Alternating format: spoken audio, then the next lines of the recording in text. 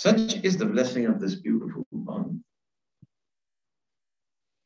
But the Prophet ﷺ said that in every night of Ramadan, Allah subhanahu wa ta'ala forgives as many people as the hair of the sheep and goats of Banu Qal. She said Allah is forgiving millions and millions every night of Ramadan. So the purpose of fasting is Allah subhanahu wa ta'ala wants us to attain taqwa. And the blessing of this month of Ramadan is that Allah is ready to forgive anyone and everyone.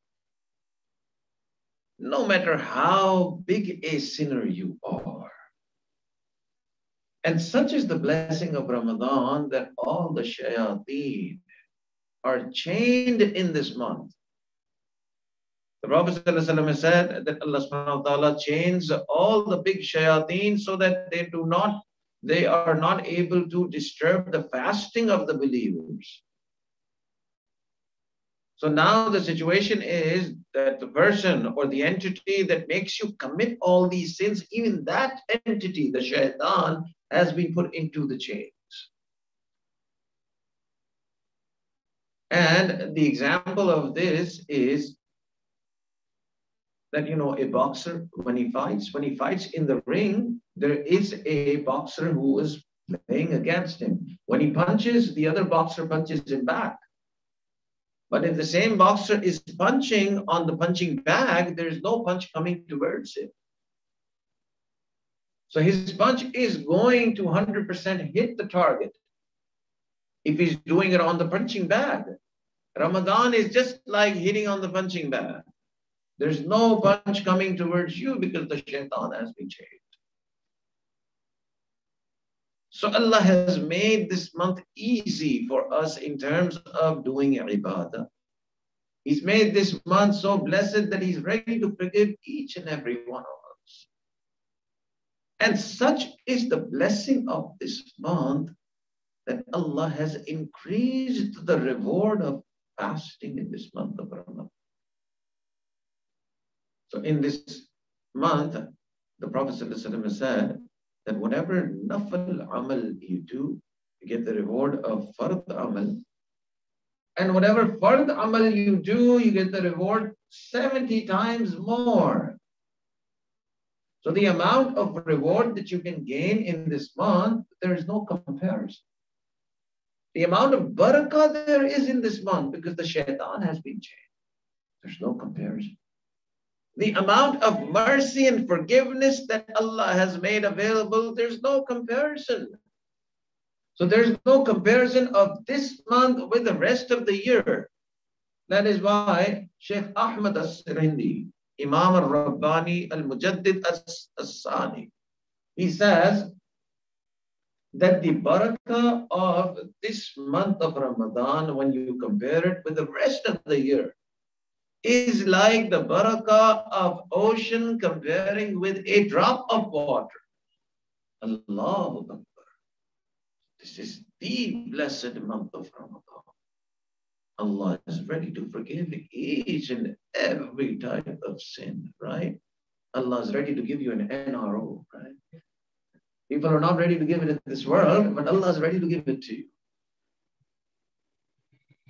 So this is what the beauty of this month is. The Mashaykh have said that this is the season.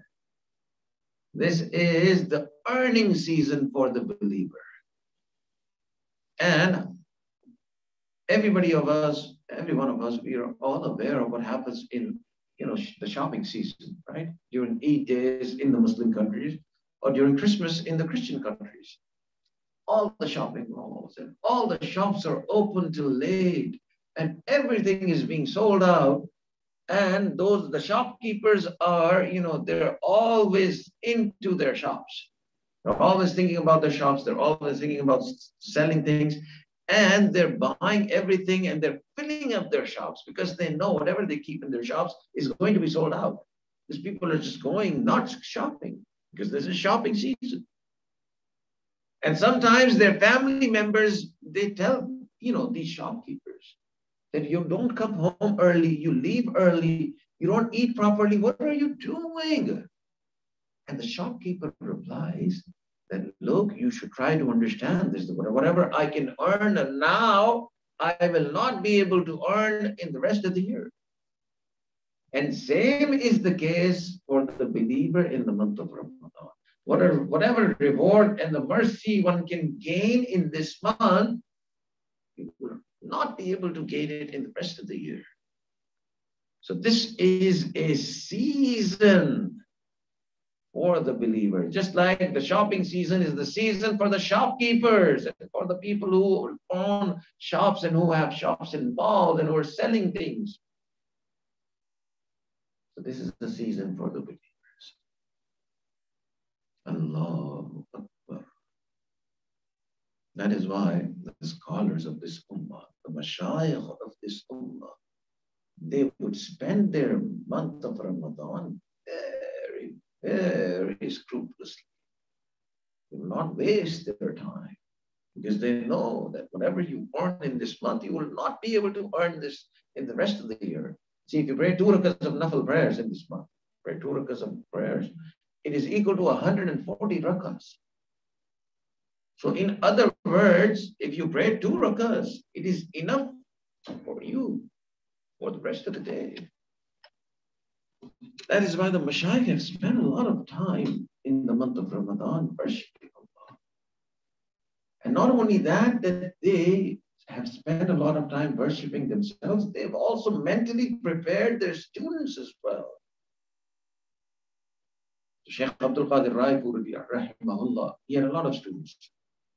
And he had a lot of students all across, all across India and Afghanistan and the area of Pakistan. And in those days, it was, a couple of 100 years ago. There was no telephone, there was no WhatsApp. So the only way to keep in touch with the Shaykh was to write letters. And the Shaykh would get a lot of letters, like he would get like hundreds of letters every day. So before the start of the month of Ramadan, he would ask one of his, servants or one of his, students, that bring me a very big bag. And he would bring that big bag, and he would tell his student that from now onwards, whatever mail I get, you put this mail in this bag. If I am alive after the month of Ramadan, I will answer each and every letter. In the month of Ramadan, I completely devote myself towards the worship of Allah. And in the masjid of the Shaykh, Itikaf was from the first of the month of Ramadan. So Itikaf started on the first Ramadan. So Itikaf was not 10 days, Itikaf was 30 days. And so much was the zeal and enthusiasm of people for this 30-day Itikaf that on the 29th night of Shaban, you will not find a single spot in the masjid. Such was the enthusiasm, and such was the such was the the attention of people towards the month of Ramadan, towards the blessing of the month of Ramadan. So the mashayikh have spent this month very, very carefully, and we tend to forget the blessings of this month, and we end up wasting our time in this. So this is not the time to waste. This is the time to earn. Such is the blessing of this month, as the Prophet ﷺ said, that when the believer fasts in this month, and the fasting person, when he makes dua, the angels are saying Ameen to the duas of the person who fasts. Such is the blessing of the person who's fasting. That Allah subhanahu wa ta'ala, the Prophet said that when a person is fasting in the month of Ramadan, each and every bone of his body is doing the zikr of Allah. Allah. So the blessings of this month, you just cannot compare it with the rest of the year. In the rest of the year, a normal Muslim, if he raises his hand, there's no angel saying Ameen to his du'as. In another hadith, Allah subhanahu wa ta'ala explains, the Prophet ﷺ explains the barakah of this month of Ramadan. That such is the blessing of the person who fasts. That when a person is fasting, the birds in the sky are making dua for this person. And the fishes in the ocean are making dua for this person. And the ants, in the ground are making dua for this person. So there's no comparison of the blessing of this month with the rest of the year. So whatever you can earn in this year, in this month, you cannot earn in the rest of the year. That is why one has to be mentally prepared that, okay, this is the time. I should free myself up from other things and I should completely focus on the worship of Allah subhanahu wa ta'ala. The Mashaykh have done so much in this month that we can only think about it actually. Imam Abu Hanifa rahimahullah used to finish the Quran 63 times in the month of Ramadan. Allahu Akbar. He would finish one Quran during the day and one Quran during the night. So 60 Qurans like this, and then 3 Quran he would recite in Tarawih prayers in his own masjid. So 63 times he would finish the Quran. Allah. So these are the people who understood the value of this month. They knew that whatever they can earn in this month, the rest of the year they will not be able to earn. So we have to be very careful in this month. Now the question is, for people like us, or for people who ask this question, that okay, fine, I'm going to fast, I'll pray 5 times a day. I will also read my Quran, but now I have to go to work and I have family and I have all of these things that I cannot leave. So the question now is that what can I do so that I can also benefit from the blessings of the month of Ramadan? So the Mashaykh have said that for people who are busy in this month, and they say they can only do fasting, 5-time prayers and Tarawih prayers, and they will read the Quran. That is also very beautiful. A lot of scholars say that this hadith that mentions that every night of Ramadan, Allah forgives millions of people. The first ones to be forgiven are those people who would recite the Tarawih. These will be the first ones to be forgiven. But let's say if you want to do a little more than this, you want to actually stand in the company of these mashayikh, you want to be among those who have done something more in this month of Ramadan, then the mashayikh said, okay, fine, if you can do 2 things. And these are 2 very easy things. One is, if you pray the Hajj prayers at the time of suhoor, the time when you do sahri, when you eat the midnight, snack, everybody's up at that time. Rest of the year, it is difficult to wake up at that time. But in the month of Ramadan, everybody's up, people are eating because it's the time to eat, right before the Fajr time starts. So if you pray a couple of rakats at that time, in a hadith it comes that this is the sign of the Salihin. He's praying the Hajj prayer is a sign of the Salihin. It makes you stay away from sins. It kills all your sins. It forgives, gets all of your sins forgiven. And the third thing, it is a source of coming closer and closer to Allah. So the rest of the year, it is difficult, but if you want to do something extra in this month, then you do 2 things. And one of them is, at the time of Sahri, when you're up and when you're eating, just take 5 or 10 minutes and pray 2 rakahs or 4 rakahs and make dua at that time. Allah is going to make you stand among His awliya. This is what the scholars say. And the second thing is at the time of iftar. A lot of people are, worrying about, okay, what is there to eat and what is not there to eat. If at that time, if you raise your hands for dua, then these 2 things will make you above the rest of people. Because the Prophet ﷺ said that the dua of the person who fasts at the time of breaking fast is not rejected by Allah subhanahu wa ta'ala. So these are a couple of things that we can do. The first step is fasting, praying 5 times, doing Tarawih prayers, and reciting the Quran. And if you do these things, then the next step is praying tahajjud prayers at the time of suhoor and making dua at the time of dua. If we do these things, then yes, we will not be like the mashayikh. The mashayikh they've spent the whole day worshipping Allah, the whole night worshipping Allah. But at least we will be among people who've done something extra in the month of Ramadan. So one last thing, and I will end today's talk. Shaykh al-Hadith Hazrat Molana rahimahullah, one of the biggest mashayikh of his time, he would recite a lot of Quran during the month of Ramadan. He would finish 30 Qurans during the month of Ramadan. So the whole day he would just recite the Quran.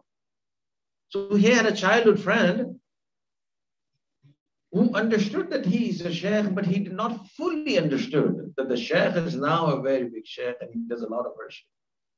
And he would chit chat with the sheikh, during the whole year. And the sheikh would also not make him feel as if he's a very big sheikh or scholar.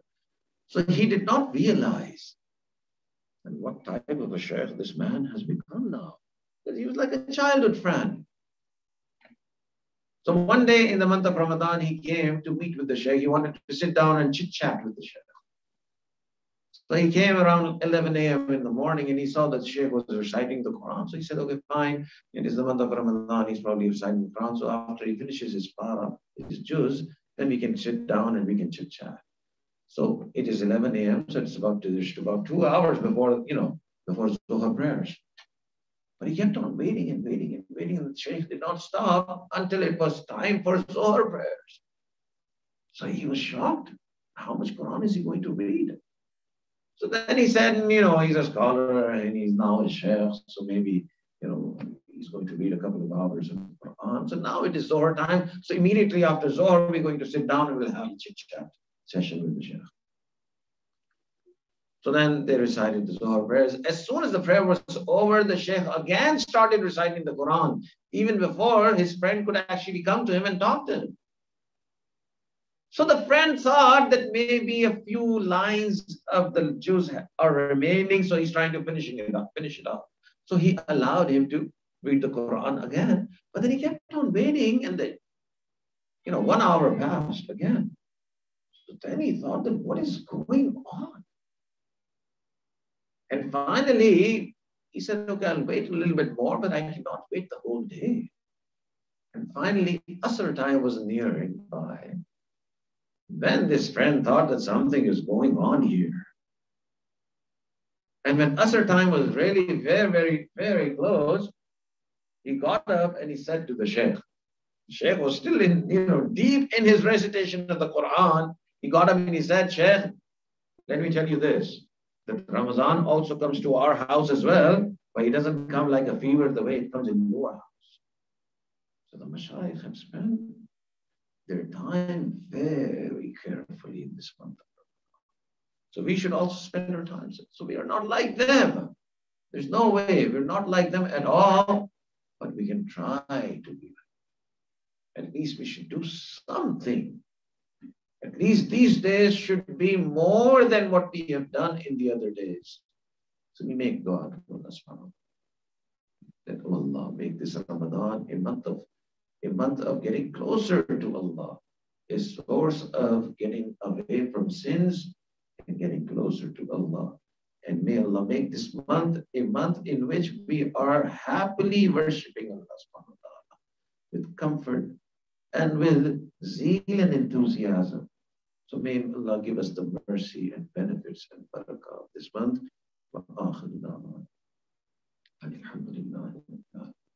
Before we make dua, there are a couple of announcements.